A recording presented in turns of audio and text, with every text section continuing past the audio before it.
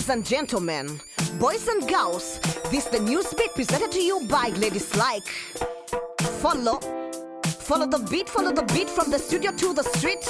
Info with the flow keeps you sharp and in the know. Sit back, relax, enjoy the news. Follow. After several hard-fought court battles with Tula Oil and Heritage Oil and Gas, Uganda managed to save a combined total of $700 million.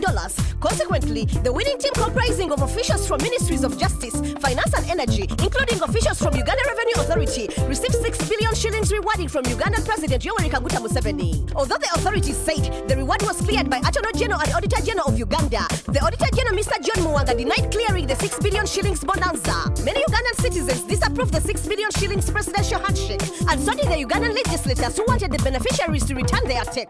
However, the parliamentary committee ordered the Auditor General to instigate a special audit, revealing the money the Ugandan government has earned as revenue since 2011 to date, as the beneficiaries were rewarded for saving the government $700 billion, and yet the Petroleum Fund in Bank of Uganda only had $72 billion in its coffers. Minister Ernest Rubondo, the executive director of the Directorate of Petroleum, also told the committee that the revenue of 27 billion shillings had been deposited by the Ministry of Energy, but only 10 billion shillings was received, with 17 billion shillings unaccounted for in the treasury. The parliamentary committee chairperson, Honorable Abdu Katuntu, found a special audit necessary after reports from Bank of Uganda and the Ministry of Energy turned out to be contradictory.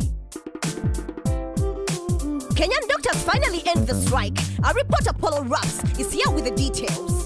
On the 5th of December last year, thousands of Kenyan doctors walked out of their employment to protest the Kenyan government's failure to honor a 2013 agreement, which consented to double the doctors' salaries and hire them much-needed physicians and to renovate the decaying healthcare facilities in order to improve the doctors' working conditions. In spite of this, the Kenyan government went on the attack and threatened to fire the striking doctors for missing their work.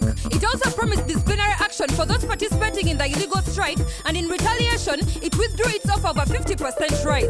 However, the doctors called off their 100-day strike following their improved circumstances when the Kenyan government signed a deal with the doctors' union to address the health workers' grievances. Doctors in public hospitals who are on call at all times of the day will now work for 40 hours a week for a better pay. The doctors will also be compensated for the extra hours of their medical services and are to receive an additional $700 a month in allowances. The end of the 100-day strike was a welcome development in Kenya, as dozens of Kenyan citizens died without medical care since the majority cannot afford private health care. And with only 2 doctors for every 10,000 people, retaining Kenya's medical force has become crucial.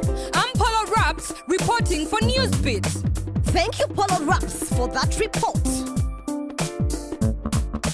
Hayatou's era finally comes to an end. Our reporter MC Yala is here with more. By the end of this year's Confederation of African Football presidential elections, the soccer body had ushered in a new president after 29 years without succession. Madagascar executive Ahmed defeated Cameroonian incumbent Issa Hayatou by 34 to 20 votes after a hard-fought contest that was decided by secret ballots. This was the first concrete challenge for Hayatou, who was accustomed to landslide victories and had often been elected unopposed with no campaign worries. But due to the recurring corruption scandals, Hayatou lost popularity. And even after his tenure, he is to be investigated by the International Olympic Committee for taking bribes during his term as CAF president. As a criteria of awarding World Cup television rights on the African continent, a bribe of $1.5 million was also allegedly given to Issa Hayatou to vote for Qatar in its bid to host the Soccer World Cup of 2022. Apparently, Ahmed was urged to have taken the Qatar bribes too. However, Hayatou's reign was not all about scandals and internal wrangles, as the 70-year-old executive stood in as acting FIFA president following the 2015 corruption scandals and helped prevent the soccer body from going in shambles. He was also credited with increasing the number of African teams at the Soccer World Cup tournament and bringing in extra finances for soccer competitions on the African continent. And in recognition of his contributions to football in Asia, Issa Hayatou was awarded with the AFC Diamond of Asia Award last year. I'm MC Yala, reporting for NewzBeat. Thank you, MC Yala, for that report.